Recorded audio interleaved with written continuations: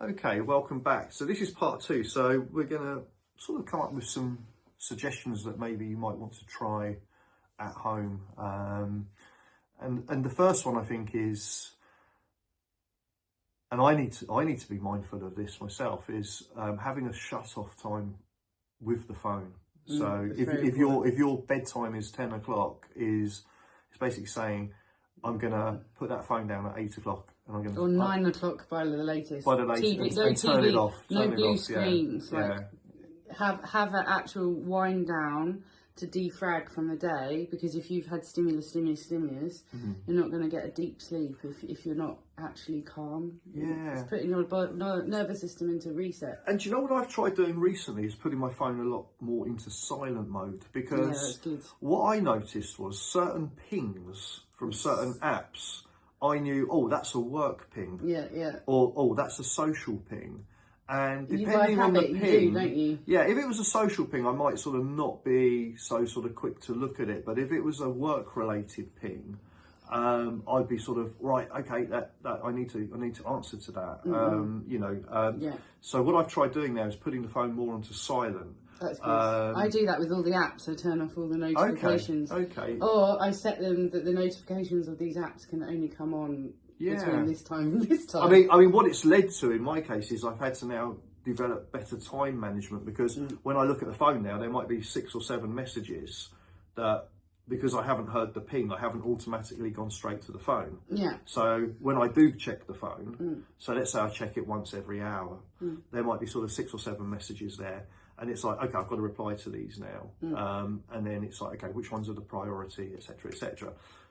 So all of a sudden I've got this sort of large amount of emails or text messages to answer to, whereas in real time, as they were pinging, I could have answered back and had, but I think it's a bit of a double-edged sword, but I'm trying that method, and so far, as I say... Why don't you give yourself an hour or an hour and a half after your workday ends to be able to catch up on like an admin time. any correspondence that you didn't finish, that need your attention, that's going to make tomorrow work better. Yeah. So, like, how I see it is like, I've had periods where I've been very addicted to my phone, or if my mental health wasn't great in the winter or something, it's very easy to doom scroll. So I have to realise that I have to rein myself in a bit, because I could quite easily lose 20 minutes. Yeah. Like, you just go on and then you're like, and what did you really take in? Sure. How many holistic therapy reels can you watch? Yeah. How many, morning routines can you watch? It's almost like information overload, isn't it? It is, and is that really helping you? Is it let me start again. How I think we need to start doing is it's making us disassociated from our connection to our body and being centered and grounded. So if you're spending so much time on the screen, it's pulling you away from being connected in your body. So actually trying to take a step back and just breathe and take a few breaths in and out, and actually feel into your body. Is this making me anxious? Is this relevant right now? Do I need to give this my energy? Because we're so easily sucked into all these distractions, and people expect you now, because they see you've read it, they expect a response. There's this big expectation and pressure on people that it's very hard for people in a working day to be able to actually be in touch with themselves, because there's so many demands because of the technology now. So people are more traumatized and stressed out at the end of a Monday, that people used to be in that state on a Friday, and now it's the end of a Monday that people are like emotionally, physically burnt out already. And also trying to deal with the demands if you've got children and their apps and listening to that blooming people like play gaming and all of the So for parents out there, what would you suggest whose child comes home and the first thing they do is they're on there? Go and sit in the toilet for 20 minutes. Have a child-free moment in the bathroom and just breathe and just But what about if they're trying to regulate their child on that phone? So the child literally is just on that phone. Let them watch one really slow cartoon from the 1920s or something. Just let them focus in on one thing. Do you know what? That's interesting you say that, because I've noticed cartoons are like, it's so quick and noisy now. Just vibrantly flash this and flash that.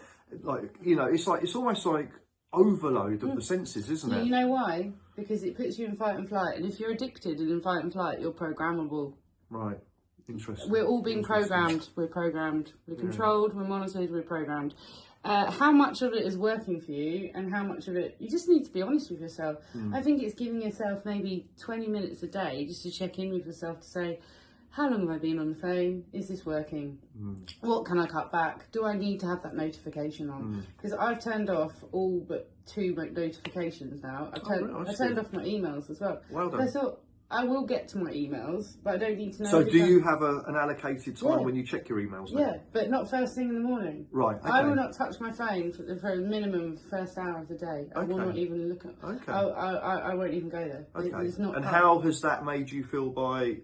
So you weren't doing that before, No, I was waking up and straight so what into differences have you noticed by adapting that? I was having a nervous breakdown when I wasn't listening to my body, and I was constantly straight away on the reels and all the emails. So what benefits have you taken from now leaving it that hour from when you wake up and I set myself up for the day. So subconsciously, I can meditate. I set myself up. I get into. I have my little routine, which I keep it open, so you don't have. Do you have anxiety leading up to checking that phone? Like, oh my, what's going to be there when I open it? No. Well, yeah, I do sometimes. When it comes to emails, yes, I do. Okay. But okay.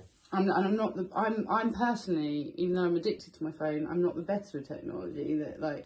I'm not addicted to social media like I used to be. And how I got over the addiction was I had to give myself something to replace it with. So I started reading books, like actual books. A book that you can hold and turn. Something physical as opposed to something that you electronic. Because if you're electronic, you're not really engaging with how overstimulating you're becoming. So what's happening is your energy is being sucked into this technology, and your nervous system's getting overloaded. Right. You're too overloaded to be able to actually see the wood from the trees. You're just overstimulated and you're distracted and you can't focus, and then you're ignoring your children because you're overstimulated, and it's actually if you take even if it's 10 minutes an hour away from your phone, that's progress, isn't it? It's creating space from the technology to tune in with yourself, because I realised I was getting really anxious. If I look at my phone first thing, I've set myself up for anxiety for the day. How many people, that's the first thing they do? Probably about 99% of the population. So it's just little changes. I mean, mine, the latest will be an hour before bed, zero technology. No screen time whatsoever. If I listen to something, that's fine, but you're not allowed to look at the screen. Right. You've got to be set up. So you can still use it to play your music through. You can play music, set up your alarms for tomorrow, and I set up for alarms, so I say right, I've got an hour, I can do whatever I want on technology for the next hour, but when that alarm goes off, I've got to go and make dinner. So instead of it dictating my time, because it was stealing my time, and then I felt really unproductive, oh god, and then I've got this backlog of everything else that I've got to do. Do you know what I mean? And so the actual distracting yourself with the phone was giving me big problems in my actual life. So actually trying to make the phone work, I'm not very good at timekeeping, so I use the phone to tell me this alarm tells me I've got 10 minutes until I need to go, sort of thing. So I set up alarms for different things, and I turned off all the alarms for all the apps. Good. That's the way to go about it. And also, if it overwhelms you, take a step back. It's like having a relationship with your body, learning to breathe again, because if you get overstimulated, you have a chance of re-traumatising yourself. What I find... This is what people don't realise. Sometimes when I commute to work and I'm, say, on the underground, and I just look around and just the amount of people, it's a social prop. People don't have to interact with other human beings unless it's via an app. It's not a natural way of how people relate to each other anymore. Everyone's disposable and replaceable. They don't realise that there's a human being that has feelings. Do you know what I've noticed? At the gym I go to, you've got to have a login to use the machines. Oh, right. And people use their phones to do that. So they, again, even in their gym time, now some people listen to music, so they've got headphones on as well, isn't it? Yeah, exactly. So it's kind of, we're just almost like this is an extension of us now, isn't it? Because so many things depend on it. So as you said, the gym equipment logs your progress, but then also you might want to listen to some music. So what do? You put your headphones in, and then the phone's by the running machine, or the phone's by the... All the Bluetooth devices are not good for your nervous system. I switched them off. I switch it off. I have maybe like one thing on, max. I won't have too many frequencies, because I notice that I get jittery.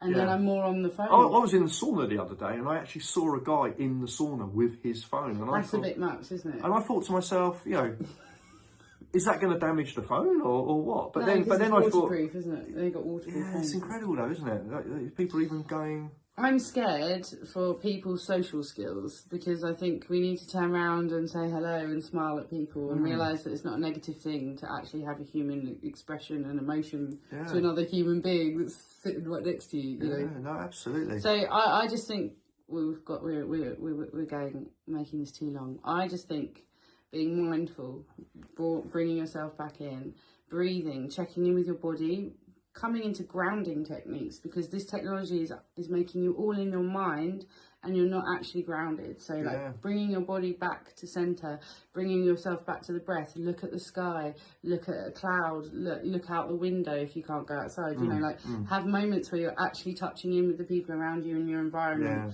and not letting the technology dictate to how you communicate. That's great advice, Susie. I think you need to, I think we just need to like use it more smartly, because otherwise we're all going to have nervous breakdowns. And if you've already been there, I'm sorry. Okay, we'll leave it there. Hopefully if you've liked this, click and subscribe to the channel, and we'll be back soon. We'll be back to share some more tools for living a healthier, if you want us to discuss life. anything, just pop it in the comments as well. Okay guys, see you soon. Thank you.